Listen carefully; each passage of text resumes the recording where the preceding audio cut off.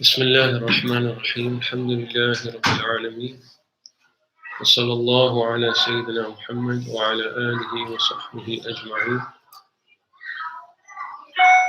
رب اشرح لي صدري ويسر لي أمري واحلل عقدة من لساني يفقهوا قولي اللهم علمنا ما ينفعنا وانفعنا بما علمتنا وفقهنا إذا جهلنا وزدنا علما نافعا وعملا متقبلا يا كريم وبعد. So we'll continue today in the final session, reading from Tilawat al-Quran al-Majid, the book known as Recitation of the Majestic Quran by Shaykh al-Sirajudi, speaking about the virtues of the Quran and about connection and attachment with the Quran.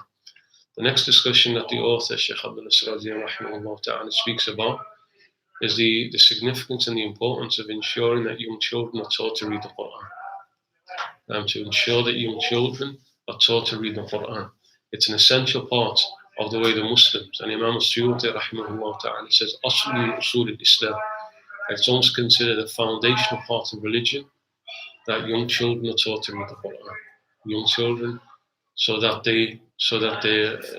they're nurtured on a natural state of fitrah, and that their hearts from the very beginning are exposed to the lights of wisdom of the Quran before any of the darkness can enter into their hearts, that their hearts are already illuminated with the Quran.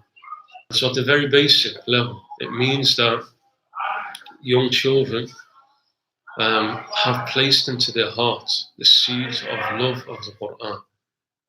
And that starts by the young children seeing that from their parents. It's not about sitting there and preaching to your child and beating your child and telling them you've got to read Quran. Children fall in love with what their parents fall in love with. So if that child sees their father and mother, they have this special attachment to the Quran, they're reading the Quran regularly, and they respect the Quran,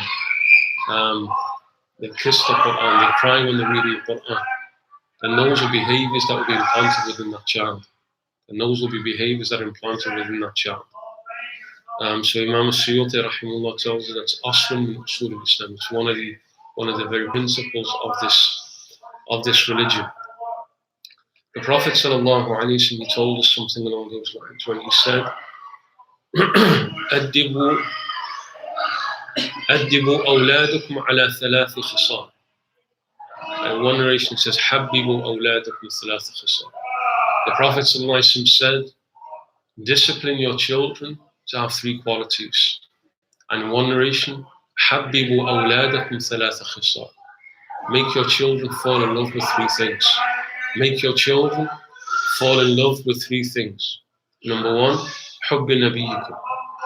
Love of your Prophet. Number two, وَحُبِّ أَهْلِ بَيْتِهِ. Love of his family. Love of the family of the Prophet ﷺ. وقراءة القرآن, and love of reciting the Quran. So, حببوا أولادكم ثلاث خصال. Make your children fall in love with three things. حب نبيكم وحب أهل بيته وحب قراءة القرآن. Love of your Prophet, love of the family, his family, and love of reciting the Quran. And then the hadith continues where the Prophet then says, فإن حملة القرآن في ظل الله تعالى يوم لا ظل إلا ظل مع أنبيائه وأصفيائه. Because those who carry the Quran, those who memorize and embody the Quran within them, will be shaded beneath the shade of Allah subhanahu wa ta'ala on the day when there's no shade except for his shade, with his prophets and with his elect ones. So even though the Prophet sallallahu alaihi wasallam spoke about حُبِّ نَبِيِّكُمْ وَحُبِّ أَهْلِ بَيْتِهِ, plant into your children this love of your Prophet and love of his family. But he said something more about the Quran. And love of the Quran, because it's the people of the Quran who will be shaded with the Prophets and with the elect of the Sunnah. One of our teachers was asked a question, how do you make your children fall in love with you? With all three of these, how do you make your children fall in love with them? And the answer is what we've already mentioned. They need to see visible signs from the parents, that the parents actually love the Prophet sallallahu alaihi wasallam, love Ahlul Bayt and love the Quran. They need to see physical signs of attachment. They need to see our parents are reading salawat all the time. That the parents, that they attend gatherings of love of the Prophet sallallahu alaihi wasallam. And when you see symbols of the Prophet sallallahu alaihi wasallam, that they're affected by it. They need to see visible signs. The same with the Quran. They need to see that same type of attachment and love from the parents with the Quran. You want your children to fall in love with these things, then they need to see that you're in love with these things. Otherwise, if you just keep on telling them to do these things, it won't make a real difference. In the end, in the long term, it won't really make a big difference. Because lisan al-hal, لأن lisan al-hal أقوى من lisan al-maqal. Because a person's states has more of an impact than a person's words. A person's states has more of an impact than a person's words. And the final point to discuss, there's a lot more within this book, and inshallah, we'll read more of this on another occasion. Today or tonight we're going to do the Khatm al-Quran, so it's appropriate that we go into discussion about Khatm al-Quran. And the first thing before the actual prophetic way, the Sunnah way of finishing the Quran. The author here, Shaykh Abdullah Sirajuddin, speaks about Adat al-Salaf al-Salih fi Khatm al-Quran. The habits of the righteous forebears, the early believers, in terms of how often they finish the Quran. And this discussion comes from Imam al-Nawawi. Imam al-Nawawi mentions this in his Kitab al-Adhkar. Imam al-Nawawi also mentioned this in his Tibyan, in his book on dhikr, and in his book on etiquette with the Quran. He mentions the same points. So Imam al-Nawawi rahimahullah ta'ala, he says, كان السلف الصالح رضي الله تعالى عنهم لهم عادات مختلفة في قدر ما يختمون فيه. The early Muslims, the three blessed generations, they had different practices in terms of how frequently they would finish the Quran. But as we mentioned in the first class, I think it was in the first class we mentioned, even though there was differences in frequency of how often they would finish the Quran, but it was an absolute norm that they finished the Quran on a regular basis. It was an absolute norm amongst the blessed generations that all were finishing the Quran on a regular basis. So Imam al-Nawawi then says, some of them, في كل شهرين ختمة واحدة. They would finish the Quran once every 2 months. وعن بعضهم في كل شهر ختمة. Some of them would finish the Quran every month. Some of them would finish the Quran في كل 10 ليال. Every 10 days they would finish the Quran. Every month is obvious. That's where you get the 30 juz of the Quran. And as we mentioned earlier, the system of ajza al-Quran did not come from the Prophet. The system of ajza, we have surahs from the Prophet. We have ayahs that's part of revelation. But the system of 30 ajza of the Quran, 30 juz of the Quran, didn't come from the Prophet. It's a blessed practice that the Salaf of the Sunnah they introduced because it was normal amongst them that would finish every month. And so it aided and helped them in finishing the Quran monthly. But some of them would finish every 10 days. Every 10 days means 3 juz a day. Every 10 days means that they're reading 3 juz a day. Some of them would finish the Quran every 8 days. في كل 8 ليال. Most of them, Imam al-Nawawi says, al-akthareen, most of them every 7 days, every week. And we mentioned the weekly khatam is what the Prophet gave to most of the companions. The weekly khatam is what the Prophet gave to most of the companions. Some of them, every 6 days they would finish the Quran. وعن بعضهم في كل 5. Some of the Salaf, some of the Sahaba and the Tabi'een, every 5 days they would finish the Quran. Some of them every 4 days. Many of them every 3 days. 10 juz a day. 10 juz a day. Many of them every 3 days. There's a hadith that speaks about 3 days being the most. There's a hadith in which the Prophet ﷺ said, a person who finishes the Quran in less than 3 days, لا يفقه, he doesn't understand. a person who finishes the Quran in less than 3 days doesn't understand. He doesn't have real understanding of the Quran. So that statement of the Prophet they said it is for the general believers. Because we see some of the elite of the Sunnah, they were doing more than that. They were finishing in less than 3 days. So even though the Prophet said, or he indicated not to finish the Quran in less than 3 days, it's recorded from the Salaf of the Sunnah that they did do that. So that statement of the Prophet shouldn't be taken as an absolute. Different times, like some of the ulama, they say, special times and special people and special places, and you read as much as you can without any limits. So Imam al-Nawawi then says, وَعَنْ بَعْضِهِمْ فِي كُلِّ لَيْلَتَيْنِ. Some of them would finish the Quran in 2 days, 15 juz a day. 15 juz a day. وَخَتَمَ بَعْضُهُمْ فِي كُلِّ يَوْمٍ وَلَيْلَ خَتْمٍ. Some of them would finish the Quran, one Quran a day. One Quran a day. And bear in mind, adat here indicates this is their normal practice. It wasn't like did it once a day or once 7 days and never did that again. That's normal. They were always doing, this was their regular practice. Some of them did it once a day. And as we mentioned, Sayyidina Uthman ibn Affan, the greatest of the Ashab al-Quran, he did it once a day. Abu Tamim al-Dari, Abu Tamim al-Dari, he would do it once a day. And they're from the Sahaba. From the Tabi'een, to Sa'id ibn Jubayr.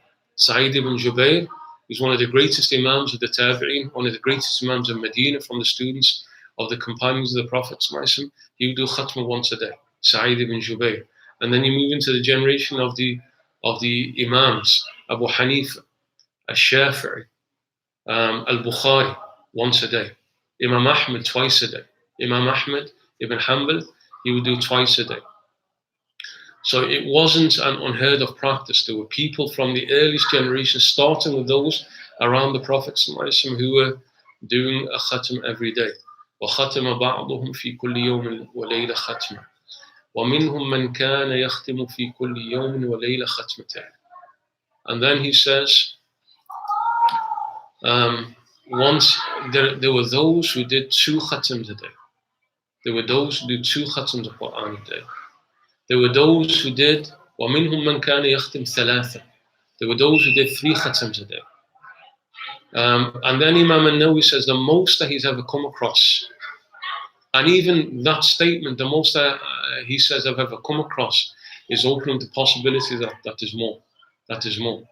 But he says there was a Moroccan qadi from the Maghrib, a Moroccan judge. He said, كَانَ يَخْتِمُ الْقُرْآنِ 8 خَتَمَاتٍ. He would finish the Quran 8 times a day. أربعا بالليل وأربعا بالنهار. 4 times during the day, night time, 4 times during the daytime. That's Ahlul Quran. That's Ahlul Quran. They are the people in the Quran there. And one point which was touched upon earlier, when you look at that, the simple question comes: how is that even possible? How is that even humanly possible, right? That was your question. I asked that to Allah yarham, Shaykh Siraj, when I was studying. I asked him that question. How is it possible? I wasn't talking about 8 khatam, I asked him 1 khatam a day. Because if you work it out, if you read it, you can read at a decent pace. You can read 1 juz for somebody who's frequent reading the Quran. You can read it in half an hour. Right? If you've done hifz of Quran and you're reading fluently, you can read 1 juz in half an hour. That's still 15 hours. That's still 15 hours. So I asked the Shaykh the question, when I was studying with him, I asked him the question, how is it even possible to do that? I said, I've worked it out. And I've worked out how long the night is. And it's not possible to do that. And his answer was, he said, don't compare yourself to them. Don't compare yourself to them. Time moves different for different people. Time moves differently for different people. Don't compare yourself to them. And when you and I sit there and work it out, we're just using our aql, our intellect, which for us dominates everything, instead of understanding al-kullu khalqan. It's all the creation of Allah, including time. Including time. Allah subhanahu wa ta'ala says in Hadith Qudsi, لا تسبوا الدهر فإنني أنا الدهر بيد الليل والنهار. Don't curse time, because I am time. I am time. Allah subhanahu wa ta'ala said, I am time. Now we can't take that literally. We can't take that literally. What does that mean? Pretty much all of the ulama, they say what it means, أنا خالق الدهر. I am the creator of time. بيد الليل والنهار. In my control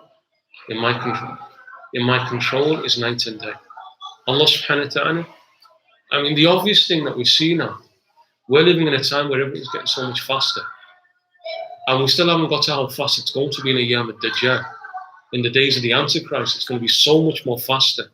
It's going to be so much more faster. So just as time goes fast because the nature of people within time, like Imam Shafi'i in the poem, he says, نعيب زماننا والعيب فينا لا عيب في زماننا سواه. We blame our times. نعيب زمان والعيب, but the problem's us. We blame our time, but the problem's us. لا عيب في زماننا سوانا. There's no problem in our times except for us. And when we speak about bad times and times quickening, it's because the nature of the people within the times. When we speak about good times and times slowing down, it's because of the nature of the people within those times. In terms of Allah subhanahu wa ta'ala creates different experiences of time even within our existence now. Within our existence now. Things are going so much quicker, which means there was times when it's going slower. And that's even relative to people. That's even so they were experiencing it very different. That's just a glimpse of what's going to happen in Yawm al-Qiyamah. And we know, for example, in the Barzakh, there's no experience of time. There is no experience of time in the grave. The first person who died up until the last one, they will experience the intermediate realm exactly the same. Then in resurrection, for the highest of believers, the whole of the day of judgment is over the time it takes us to pray to Nafil. And we read Nafil very quick. The time it takes us to read Nafil, resurrection, inside paradise. That's it, over and done with. But then for others, as the Quran says, equivalent to 10,000 years. One day equivalent to 10,000 years. One day equivalent to 50,000 years. People are experiencing time differently. When Sayyidina Ali was asked the question, how's Allah subhanahu wa ta'ala going to hold everybody to account at the same time? Everybody's getting questioned at the same time. And you think there's how many billions of people are going to be questioned? How long is all that going to take? We're told in Aqidah, everybody's getting questioned exactly at the same time. Simultaneous questioning. It's a different experience of time on that day. And when Sayyidina Ali is asked the question, how can that even happen? He said the one who gives everybody their rizq at the same time can question at the same time. The one who provides everybody provision at the same time can question everybody at the same time. It's all his creation.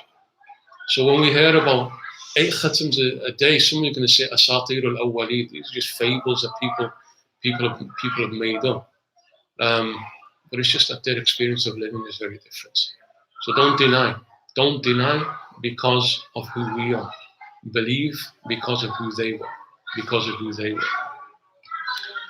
Then the adab of Khatam Quran. How should you actually finish the Quran itself?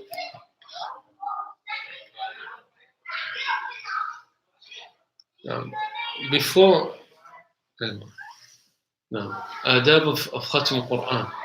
The first etiquette of finishing the Quran is that it is preferable that when you finish the Quran, you try to do awwal al-nahar or awwal al-layl.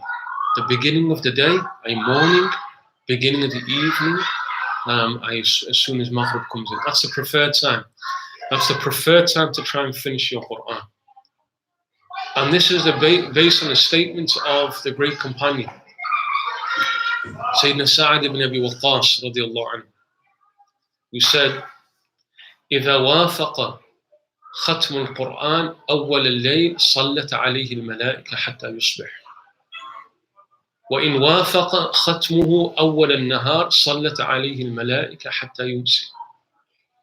This statement of a companion is what's known in the science of hadith. The science of hadith, this is called hadith al-mawquf lahu hukm al-marfu'. A statement of a companion that's treated as a statement of the Prophet. When you study hadith, The term that's used for statements of the companion is hadith mawquf. It stops at the companion. Mawquf means stops. It stops at the companion, means it doesn't go back to the Prophet. A hadith that comes from the Prophet is called marfu'. It's raised back to the Prophet. There are many statements to the companions where they're making a statement, where by the nature of that statement, we know they could only have got that from the Prophet. And often it's about reward and punishment, about acts of worship, about descriptions of the Day of Judgment, things that you couldn't logically arrive at a conclusion. This statement of the companion Sa'ad ibn Abi Waqqas is of that nature. So even though it's ascribed to him, the reality is that it came from the Prophet. So he said, if a person's khatam of the Quran coincides with the beginning of the night, angels will pray for him until the morning. Sallat alayhi al-malaika. And what's the prayer of angels? Istighfar. Ibn Abbas tells us this. Ibn Abbas said, Salatullahi al-Rahmah, wa Salatul Malaika al-Istighfar, wa Salatul Bashar al-Dua. Ibn Abbas says, the prayer of Allah subhanahu wa ta'ala is mercy being sent down. The prayer. And this statement of hers was made in the context of the verse, Inna Allah wa malaikatahu yusalluna ala nabi. Allah and the angels send prayers on the Prophet. What does it mean that God sends prayers on somebody? It means that He showers His mercy upon them. What does it mean that the angels do salah? It means that they ask for forgiveness for that person. It means that they ask forgiveness. And what does it mean that humans send prayers upon them? It means that they pray to Allah subhanahu wa ta'ala that He sends mercy upon that person. So if you do khatam the first thing at night, or you finish the Quran the first thing at night, sallat alayhi al-malaika. Angels will pray for him, meaning ask forgiveness until the morning. And if his khatam of the Quran, if he finishes the Quran, awwal al-nahar, the beginning of the daytime, around Fajr time, sallat alayhi al-malaika hatta yumsi. Angels will pray for him, asking forgiveness for him until the evening. That's why it's recommended to do the khatam of the Quran at the beginning of the morning or beginning of the evening, so that the rest of that day, angels are praying for you, praying for your forgiveness. And that statement is made. No. Mujahid, who's a student of Sayyidah Aisha radhiyallahu anha, he said, Man khatama al-Qur'an naharan, wukila bihi 70,000 malakin, yusalluna alayhi hatta yusbih.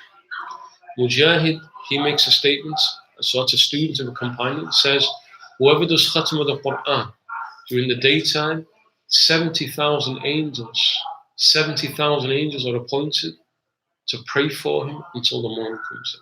70,000 angels are appointed by Allah subhanahu wa ta'ala for that person to pray for him until the morning.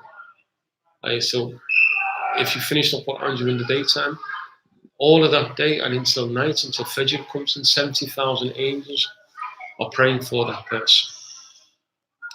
إذا ختم العبد القرآن صلى عليه عند ختمه 60,000 ملك.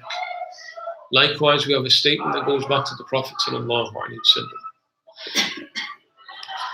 When a person finishes the Quran, 60,000 angels pray for him. 60,000 angels pray for him. So based upon that, and following on from Imam al-Nawawi rahimahullah ta'ala then says, because of all of the prayers that are taking place and all of that forgiveness that's descending in that point, that it's recommended, istihbab al-mu'akkad, it's highly, highly recommended that if you know that there's a majlis of khatam al-Quran, that you attend. If you know that there's a gathering where Quran is finished, that you should attend. And from the time of the companions, they would look for gatherings of the Quran where the Quran is being read till the end. One of the early classes we spoke about how from the Sunnah of the Prophet he spoke about is that people should gather in the masjid and read the Quran. people should gather in the masjid and read the Quran, which by extension means that there's majlis of khatm of the Quran. Because if they're reading the Quran, they're eventually going to get to the end of the Quran. So from the sunnah of the Prophet, it is that you have gatherings of Quran, which will then necessitate that there are gatherings where the Quran is completed. And because of that, Abdullah ibn Abbas, he used to appoint a man. أنه كان يجعل رجلا يراقب رجلا يقرأ القرآن. He would appoint somebody to watch for particular people who are known to read the Quran frequently, to check when he'd finish the Quran. And when that person was about to finish the Quran, Ibn Abbas required that person to come and inform him so that he can be present at that gathering of the Quran.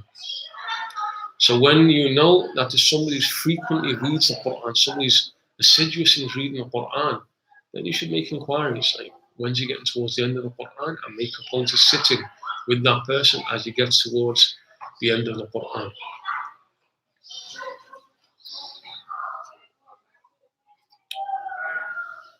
It is said, وَإِنَّهُ كَانَ يُقَالُ إِنَّ الرَّحْمَةَ تَنْزِلُ عِنْدَ خَاتِمَةِ الْقُرْآنِ. It is said that mercy descends at the completion of the Quran.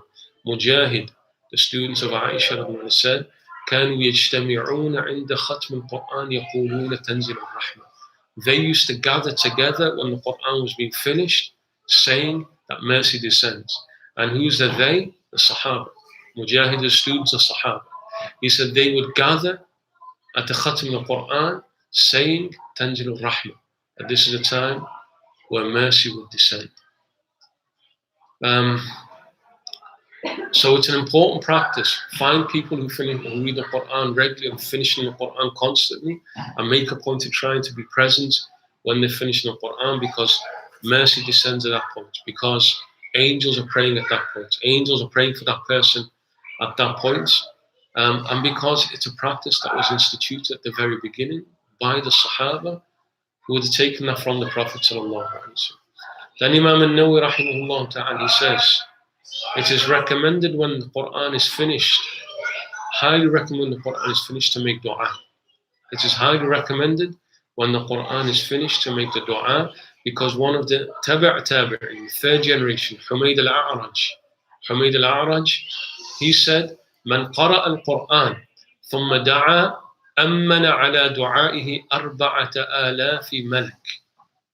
Humayd al-A'raj, who's from the tabi'in, the third generation, he said, whoever reads the Quran, then makes a dua after he's finished the Quran, 4,000 angels say Ameen to his dua. 4,000 angels, they say Ameen to his dua. And so Imam al-Nawawi rahimahullah ta'ala says, وَيَنْبَغِي أَنْ يُلِحَّ فِي الدُّعَاءِ وَأَنْ يَدْعُوَ بِالْأُمُورِ الْمُهِمَّةِ وَأَنْ يُكْثِرَ فِي ذَلِكَ فِي صَلَاحِ الْمُسْلِمِينَ. So the time when the Khatm al-Quran takes place, that's a time when dua is mustajab. Dua is guaranteed acceptance. So Imam al-Nawawi says, when you do that, yulihha fi dua. You should be persistent in dua. And persistence in dua, they said, is that you repeat the dua. You keep on repeating the dua.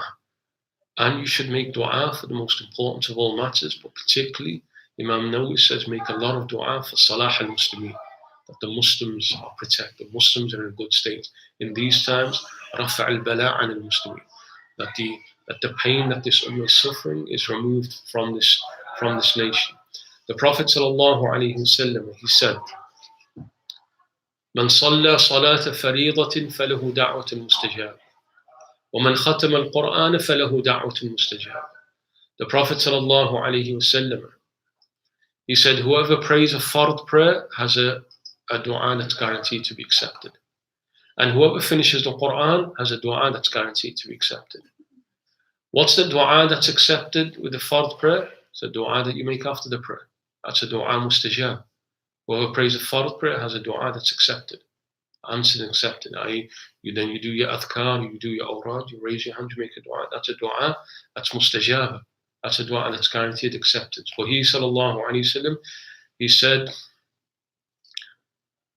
and whoever finishes the Quran has da'watun mustajab.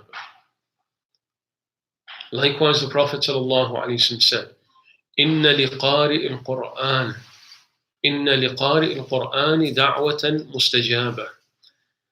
فإن شاء صاحبها تعجلها في الدنيا وَإِنْ شَاءَ أَخَّرَهَا إِلَى الْآخِرَةِ. The Prophet ﷺ, he said, truly the person reads the Quran has an answered dua, guaranteed acceptance. But then the Prophet ﷺ gave us two choices. So that if he wants, he can use that dua in this world. تَعَجَّلَهَا فِي الدُّنْيَا. He can take it in this world. But if he wants, he can delay it until the next world. You can keep that. You may choose not to make that dua, leave it for you in store, that you can ask Allah subhanahu wa ta'ala on the day of judgment rather than asking in this world.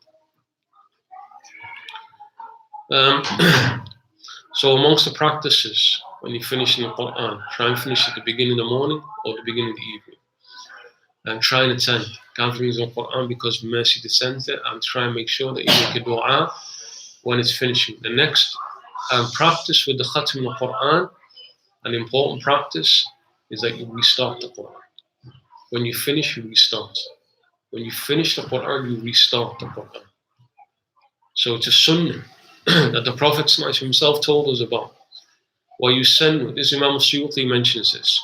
وَيُسَنُّ إِذَا فَرَغَ مِنَ الْخَتْمَ أَنْ يَشْرَعَ فِي خَتْمَةٍ أُخْرَى عَقِبَ الْخَتْمِ. So it is a sunnah that when you finish one reading the Quran, then you start the next one. You start the next one after you've finished. Which means that when you read Surah Al-Nas, then you start again. Al-Fatiha, Surah Al-Baqarah, the first 5 verses of Surah Al-Baqarah. And they said the hikmah within that, the wisdom within that, is that you never finish the Quran. You never, by that, it tells you, you never actually do a khatm in the Quran. It's like this loop that keeps on going until you die reading the Quran. So there's never a point where you actually finish the Quran. It's a circular loop. It's constant with the Quran. Whenever you finish, you close it, you've not finished, you start it again. Some of our teachers, especially in Sham, one of our teachers, Shaykh Muhammad Jum'ah, he would do that with other than the Quran. He would do that even when we were studying books with him. When we were studying books, the dars would finish, we would read the first line of the next dars. So to let you know that the classes never finish. The study of knowledge never finishes. He would finish a page and he would start the next page and say, Alhamdulillah. He would always, and that's qiyas upon the Quran, that's based upon what the Prophet taught us with the Quran. This practice came from the Prophet, that you don't finish the Quran. You never finish the Quran. When the Prophet ﷺ was asked, hadith that comes in Sunan al-Tirmidhi, أَيُّ الْأَعْمَالِ أَحَبُّ إِلَى اللَّهِ تَعَالَى. Which are the actions that are, or which action is most beloved to Allah subhanahu wa ta'ala? Most beloved to Allah subhanahu wa ta'ala.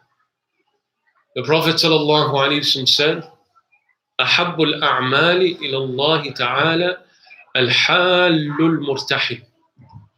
The most beloved of deeds or actions with Allah subhanahu wa ta'ala is the one who descends, the one who departs. Al-Hal, the one who descends. Al-Murtahil, the one who departs. So then the companions ask him, what does that mean? وَمَا الْحَالُ الْمُرْتَحِلُ. What is the one who descends, the one who departs? قال الذي يضرب من أول القرآن إلى آخره كلما حل ارتحل.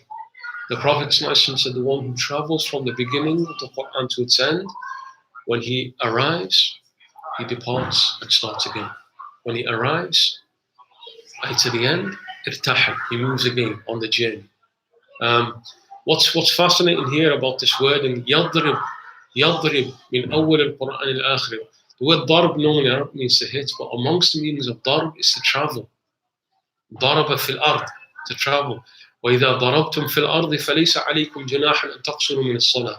The verse that's in the Quran that speaks about shortening the prayer as a traveler, it doesn't say إذا سافرتم في الأرض, إذا ضربتم في الأرض. إذا ضربتم في الأرض. When you move through the earth. The Prophet uses the same word. He speaks about the journey through the Quran, traveling through the Quran. The one who, when he travels from the beginning to the end of the Quran, when he gets there, he starts again. When he gets to the end, irtahal, he moves again. عن أبي بن كعب رضي الله عنه. Sayyidina Ubay bin Ka'b gives us more detail from the Prophet. Ubay ibn Ka'b radiallahu anhu says that the Prophet when he would read قُلْ أَعُوذُ بِرَبِّ النَّاسِ, to finish the Quran, افتتح من الحمد ثم قرأ من البقرة إلى وأولئك هم المفلحون ثم دعا بدعاء الختمة ثم قام. This practice that we have, the Prophet himself did. So Ubay ibn Ka'b says the Prophet when he read قُلْ أَعُوذُ بِرَبِّ النَّاسِ, when he would finish the Quran, he would then begin with Alhamd. He would read Surah Al-Fatiha. Then he would read Surah Al-Baqarah to وَأُولَٰئِكَ هُمُ الْمُفْلِحُونَ. Then he would make a dua for Khatm al-Quran. Then he would leave. Then he would finish. So that's a confirmed sunnah. A confirmed sunnah from the Prophet. Ibn Abbas relates it from Ubay ibn Ka'b, from the Prophet. And it comes in the Sunan of Ad-Darimi with a Hasan chain. Because if some people say that this has no basis to it, Ibn Qayyim al-Jawzi, unfortunately, he rejects that and says it's an incorrect practice, but it's confirmed from the Prophet. He sent it in Hasan. He sent it in Hasan with an accepted chain of transmission. What's the dua to read when you get to the end? What's the dua to read when you get to the end? There are du'as that the Prophet ﷺ he would read. Amongst the du'a that the Prophet ﷺ would read is mentioned by Sayyidina Abu Umama radiallahu anhu, from the Prophet ﷺ, who said, إذا ختم أحدكم فليقل اللهم آنس وحشتي في قبري. The Prophet ﷺ said, when one of you finishes the Quran, he should say, Allahumma anis wahshati fi qabri. Allah, bring comfort to me in my loneliness within my grave. The comfort being Quran. The Quran. Anis wahshati fi qabri. Bring comfort to me in my loneliness within the grave. That's a dua, Khatam Quran. Allahumma anis wahshati fi qabri. Allahumma anis wahshati fi qabri. Likewise, the dua of the Prophet sallallahu alaihi wasallam. Allahumma arhamni bil Quran. And this dua you find at the back of most, at the end of most Qurans, you find this. Allahumma arhamni bil Quran. وَجَعَلْهُ لِي إِمَامًا وَنُورًا وَهُدًى وَرَحْمَةً. اللهم ذكرني منه ما نسيت وعلمني منه ما جهلت وارزقني تلاوته آناء الليل وأطراف النهار وجعله لي حجة يا رب العالمين. The dua of the Prophet when you come to the end of the Quran, Allah, shower me with mercy through the Quran. Be merciful to me through the Quran. Allahumma arhamni bil Quran. وَجَعَلْهُ لِي إِمَامًا وَنُورًا وَهُدًى وَرَحْمَةً. And make it for me, make the Quran for me an imam, a leader, a nur, a light, hudan, a guidance, and mercy. Make it for me, make the Quran for me, imam, a leader, a nur, a light, guidance, and a mercy. Allahumma dhakirni minhu ma nusit. Oh Allah, remind me of it, whatever I'm made to forget from the Quran. Ma nusit. Just a point on this. This adab wasn't mentioned, but the Prophet forbade us from saying that I've forgotten the Quran. Never say nasit al-Quran. Never say I've forgotten the Quran. Even if it has gone from you. Even if, like, when you're younger, you knew more Quran, and now unfortunately that's gone. Say nasit. I've been made to forget the Quran. As you say, it's su'al adab. Like the fact that it indicates al-ihmal bil Quran, a lack of concern of the Quran. It's a bad state to be in. So rather than saying nasit al-Quran, I've forgotten the Quran, the Prophet told us not to say that. I've forgotten the Quran, say I've been made to forget the Quran. And that's what the Prophet said here in this dua. Allahumma dhakirni minhu ma nusit. Allah, remind me of it, whatever I've been made to forget. وَعَلِّمْنِي مِنْهُ مَا جَهِلْتُ. And teach me of it, whatever I'm ignorant of. وَعَلِّمْنِي مِنْهُ مَا جَهِلْتُ وَارْزُقْنِي تِلَاوَتَهُ آنَاءَ اللَّيْلِ وَأَطْرَافَ النَّهَارِ. And give me the ability to read it throughout the day and throughout the night. Give me the ability to read it throughout the day and throughout the night. وَجَعَلْهُ لِي حُجَّةً يَا رَبَّ الْعَالَمِينَ. And make it a proof for me, O Lord of the worlds. That's a dua of the Prophet. You'll find that on the back of most copies of the Quran. A further dua, although this particular dua that the Shaykh then mentions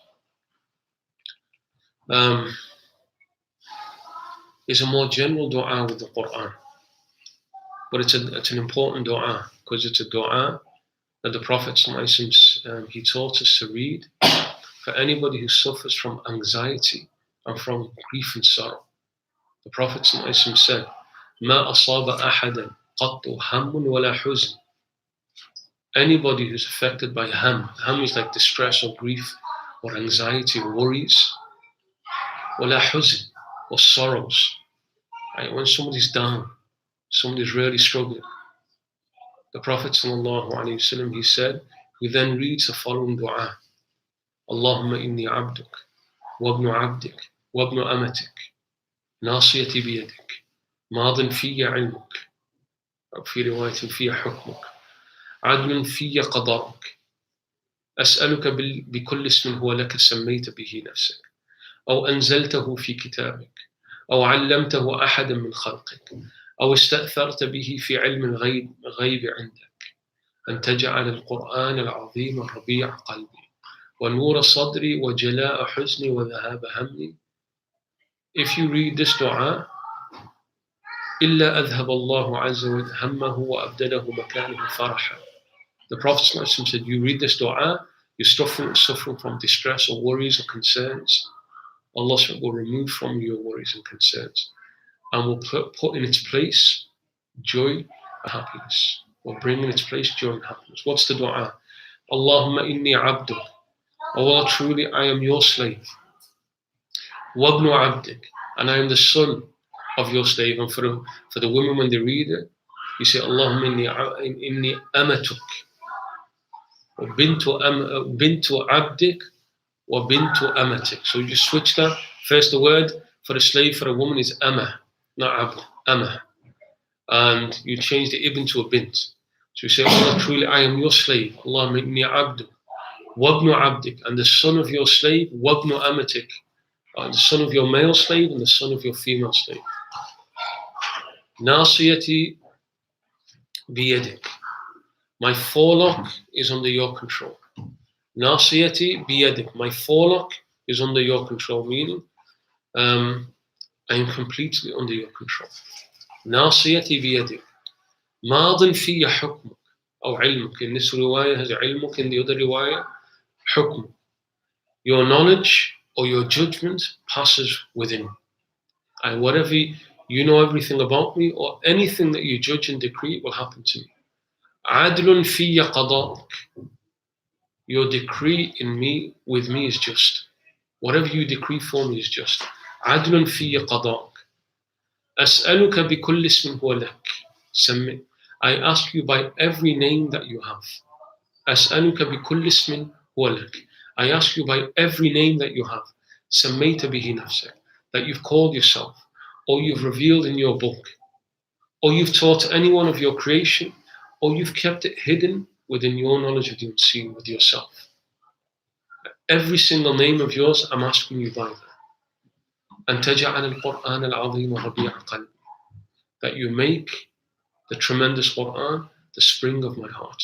ربيع قلبي ونور صدري, and the light of my chest. وجلاء حزني. وجلاء حزني, and the removal of my grief. وذهاب همي, and the removal of my sorrow. So if you read that dua, Allahumma inni abduk, wabnu abdik, wabnu amatik, nasiyati biyadik, madin fiyya ilmuk, aw hukmuk, adlun fiyya qada'uk, as'aluka bi kulli ismin huwa laka sammayta bihi nafsak, أو أنزلته في كتابك أو علمته أحدا من خلقك أو استأثرت به في علم الغيب عندك أن تجعل القرآن العظيم ربيع قلبي ونور صدري وجلاء حزني وذهاب همي. You read that dua, the Prophet ﷺ said, anybody suffering from distress or from grief, أذهب الله همه.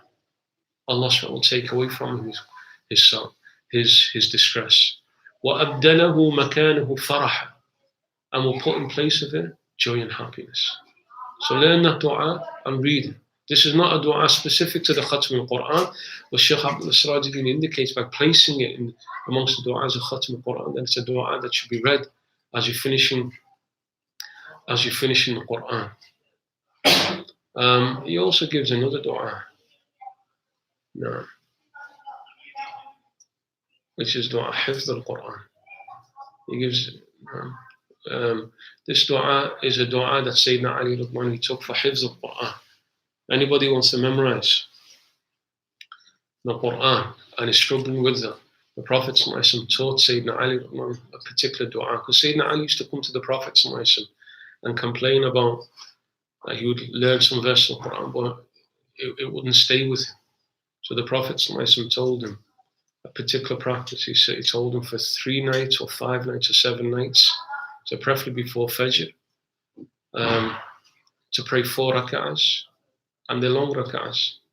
In the first rak'ah to read Alif Lam Mim Sajda, and to read Surah Yasin in the second rak'ah, and to read Surah Dukhan in the third rak'ah, and I forgot the 4th surah. There's another surah to read. So to read 4 surahs in each rak'ah, and then after that, then the Prophet gave a dua. Allahumma arhamni bitark al-ma'asi abadan ma abqaytani, warhamni an atakallaf ma la ya'nini, warzuqni husna an-nadhri fima yurdika anni. اللهم بديع السماوات والأرض ذا الجلال والإكرام والعزة التي لا ترام أسألك يا الله يا رحمن بجلالك ونور وجهك أن تلزم قلبي حفظ كتابك كما علمتني وارزقني أن أتلوه على النحو الذي يرضيك عني. اللهم بديع السماوات والأرض ذا الجلال والإكرام والعزة التي لا ترام أسألك يا الله يا رحمن بجلالك ونور وجهك الكريم أن تنور بكتابك بصري، وأن تطلق به لساني، وأن تفرج به عن قلبي، وأن تشرح به صدري، وأن تغسل به بدني، فإنه لا يعينني على الحق غيرك ولا يؤتيه إلا أنت ولا حول ولا قوة إلا بالله العلي العظيم. It's a slightly long dua. It's known as dua Hifz al-Quran. This salah Hifz al-Quran and dua Hifz al-Quran. And I'll teach you Shaykh Samir al-Nas, whenever anybody comes to him and asks him, I want to learn the Quran, he always tells them, do salah Hifz al-Quran with dua Hifz al-Quran. If you want to memorize the Quran, do salah Hifz al-Quran, dua Hifz al-Quran. One brother, many years, he said when he was younger and he was learning the Quran, to memorize the Quran, he was struggling with it. And he says, Sayyidina Ali Radwan came to him in the dream. He says, Sayyidina Ali Radwan came to him in the dream and told him to read what the Prophet taught him radiallahu anhu to read. So if anybody is committed to learning the Quran, memorizing the Quran, then inshallah we can share this dua with them, the exact details. It comes in the Sunan of Imam Tirmidhi. I think it's in Kitab al-Dua, the section Kitab al-Dua, the book of Dua, and the Sunan of Imam Tirmidhi. Wallahu ta'ala a'lam. The final thing to mention about Khatm al-Quran.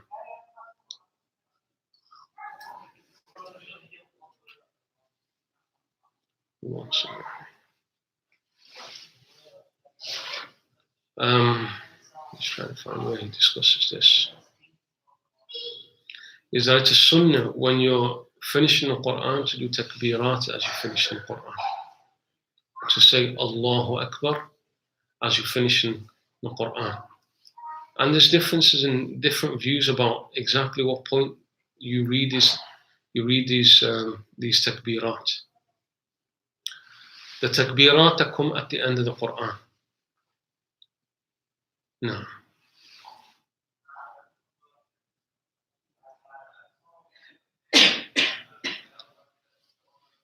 The general view is that you begin the takbirat, ay Allahu Akbar, when you get to Surah Wad-Duha.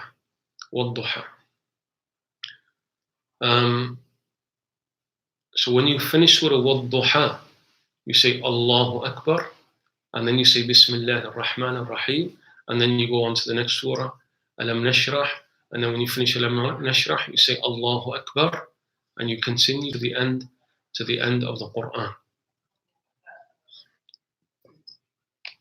up to Surah Al-Fatiha. Imam al-Shafi'i, rahimahullah ta'ala, he said, إن تركت التكبير فقد تركت سنة من سنن نبيك عليه الصلاة والسلام. So if you do not do the takbir at the end, he said, if you leave the takbir, he said, you've left the sunnah of your Prophet sallallahu alaihi wasallam. You've left the sunnah of your Prophet sallallahu alaihi wasallam. And again here, this is a masala hadithiyya, just a point in hadith. The ahadith that speak about this are weak.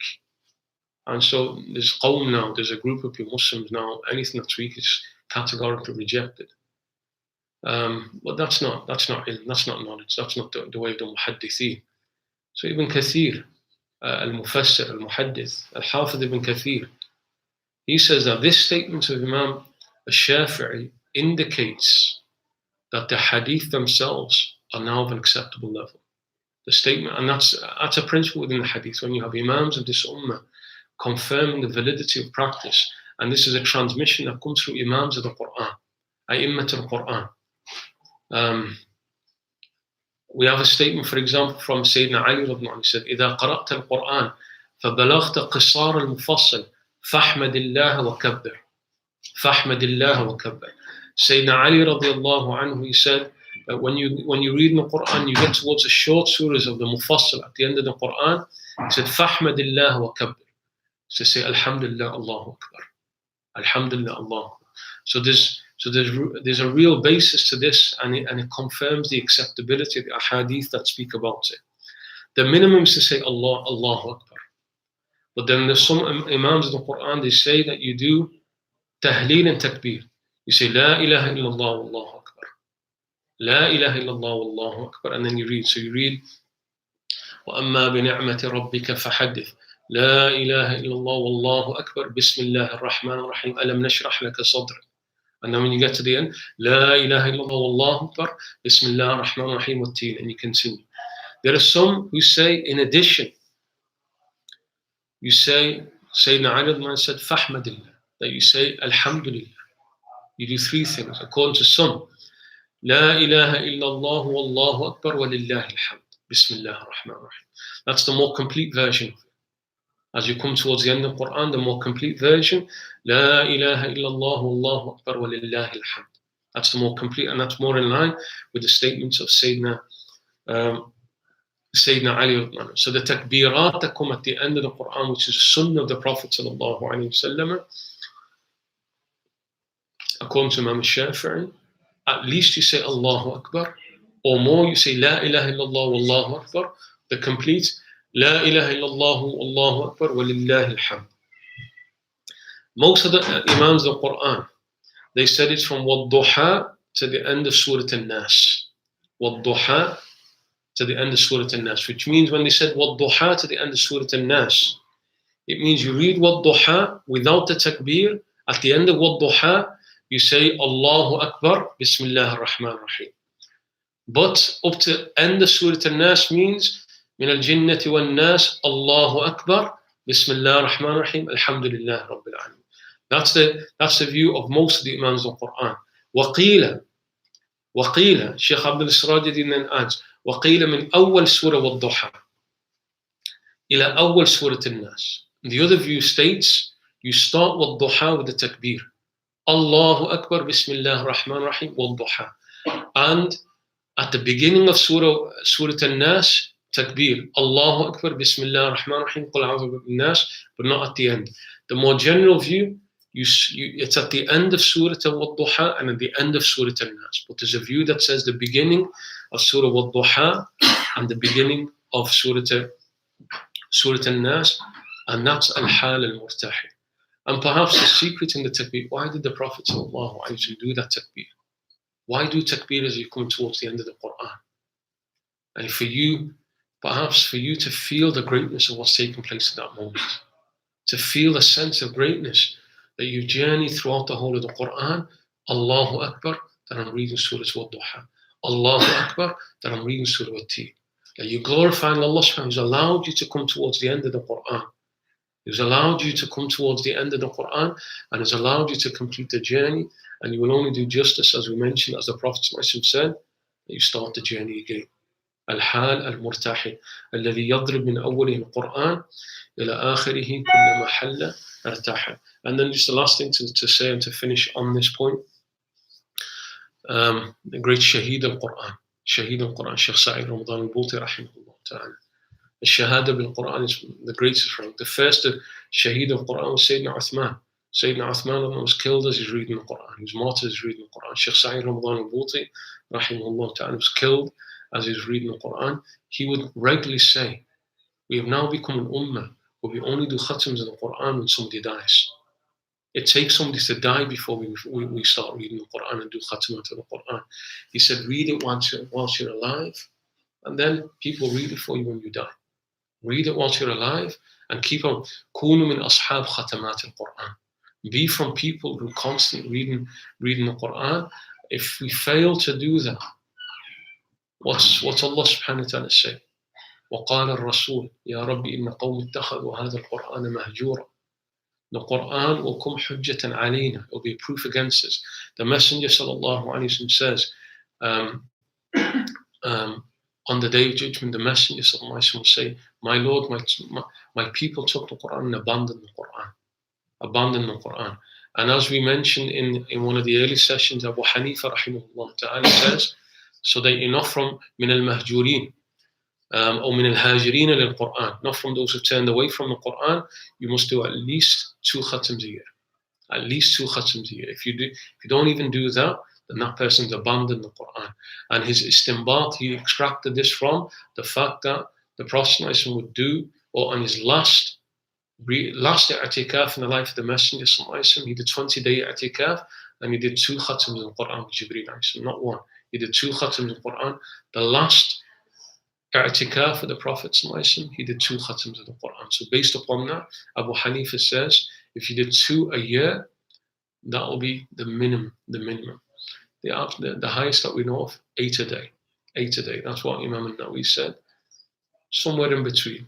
We need to aim towards, first get to the point where we're doing khatams every month. And then the sunnah that the Prophet taught his companions.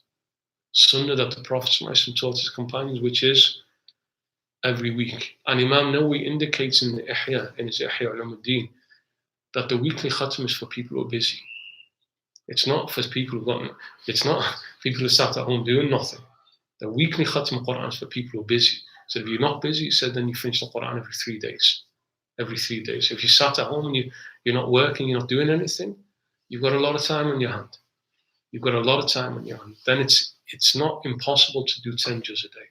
It's not too difficult to do 10 juz a day. And if this seems a bit far-fetched, remember what Imam al-Haddad, he mentions. He says, the barakah in time comes with goodness within time. The blessings in time comes with goodness within time. When we do so little virtuous acts, that's why we say we can't do it. That's why we say we can't do it. If your day is filled with dhikr and Quran and prayer and salawat and ilm and so on, you're going to find a lot of time. You're going to find a lot of time. And that it's not at expense of your duties in life. It's expense of the wastefulness that we have within our life. Like those pointless things that we do. It's not that it means that you're not going to work and you're not going to have time with your family and so on.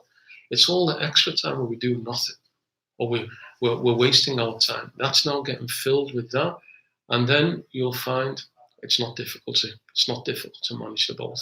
It's not difficult to manage the both. And then there comes a point. When it's almost like you don't even want to do that.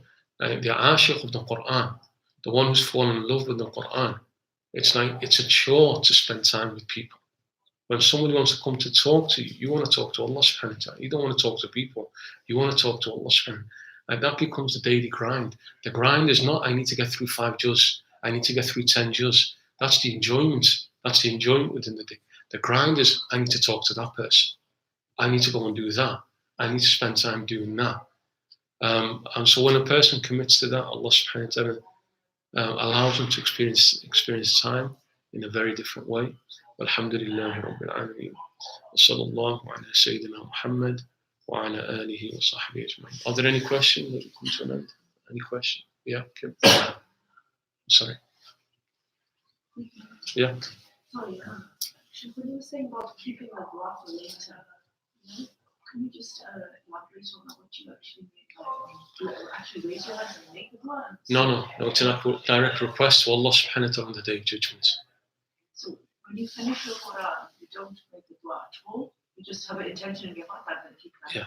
Yeah, that's one option. Yeah, that's one choice. Well, what that means, if somebody's regularly finishing the Quran, so it would mean, for example, at times you'll ask for something in this world, but at times you'll finish the Quran and I'll keep it in store for the Day of Judgment.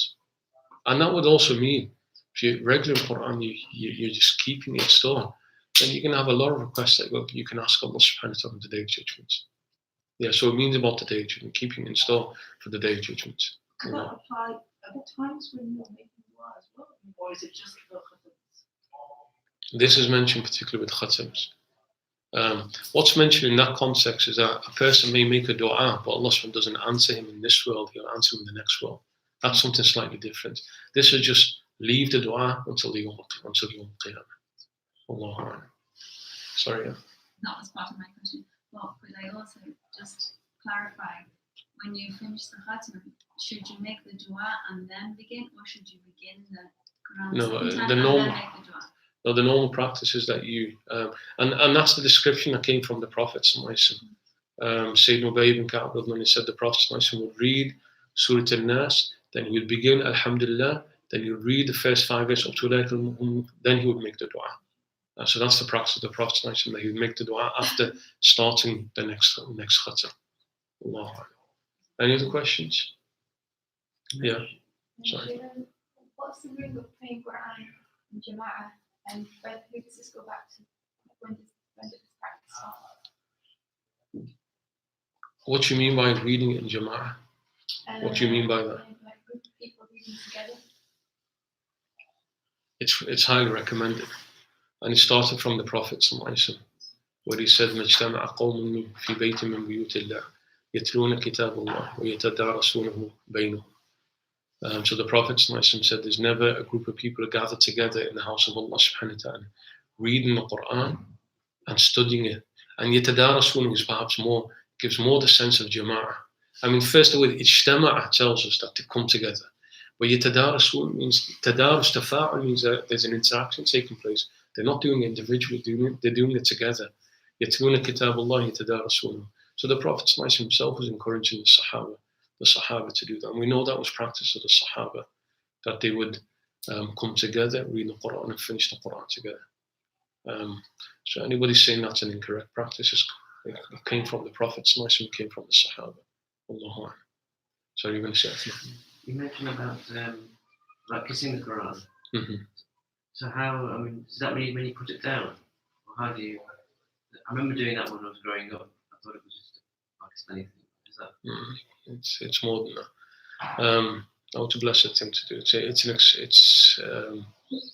It's a show to display of love towards the Book of Allah. It's part of Ta'azim Kitabillah. It's part of venerating the Book of Allah subhanahu wa ta'ala. That can be done anyway. Like you take it, you kiss it. And I think that's actually related from some companions who would do that. There are some companions who would do that. So it could be when you pick it up to open it, to read it. It could be when you finished it to put it away. It could be any time. Just an expression of love. And that's part of what the Prophet said when he spoke about Habibu awladakum thalatha khisal. Make your children fall in love with 3 things. One of them is Quran. That's part of it. Let them see the emotion that you have with the Quran. Let them see how you treat the Quran. Wallahu. Anything else? Yeah. When you finish the Quran and you do the Surah Ikhlas 3 times, is that part of the Sunnah as well? I don't know if that's as a direct practice. Did the Prophet do that? Sahaba do that? Allah, I don't know about that, but it's based on the hadith that speak about reading Surah Al-Ikhlas 3 times is equivalent. You get equivalent reward to reading the whole Quran. So it's based upon that hadith, and that's why it's become an accepted practice. So can we say that's directly from the Sunnah that the Prophet did that? I don't think we can say that, but it's extracted from a Sunnah of the Prophet or a statement to the Prophet. So it's definitely a good thing to do. And the idea there is that you're finishing the Quran, and so you just want an additional reward for finishing the Quran.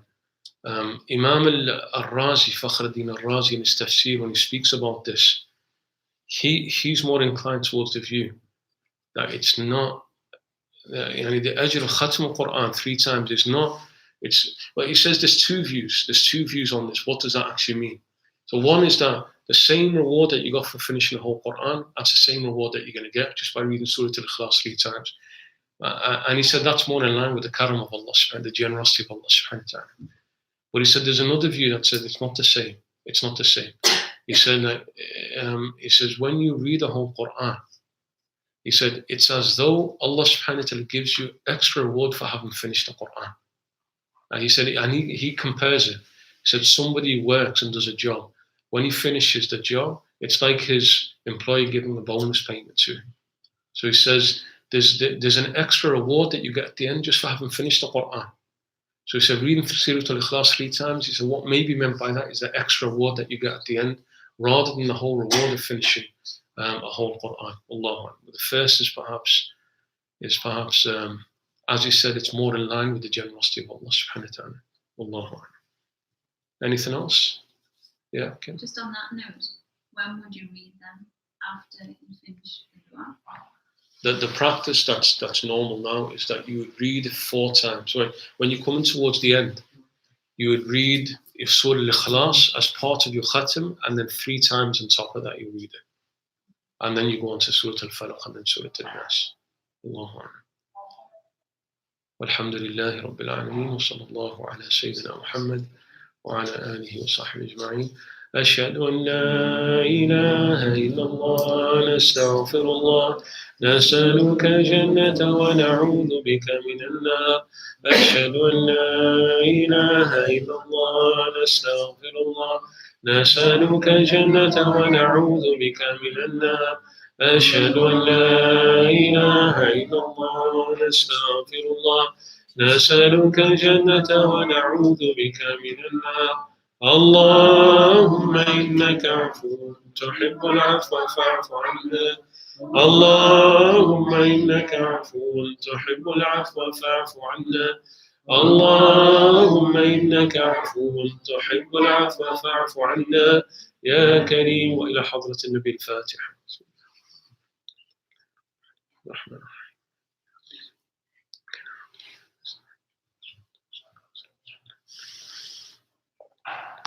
Just a final request, I ask you all to make dua that this blessed work of Shaykh Abdul Sirajuddin Tilawat al-Quran Majid, inshallah, we're looking to translate it and it'll be published by Greensville Trust. So just make dua that Allah gives us tawfiq to complete this blessed work, inshallah, bismillah.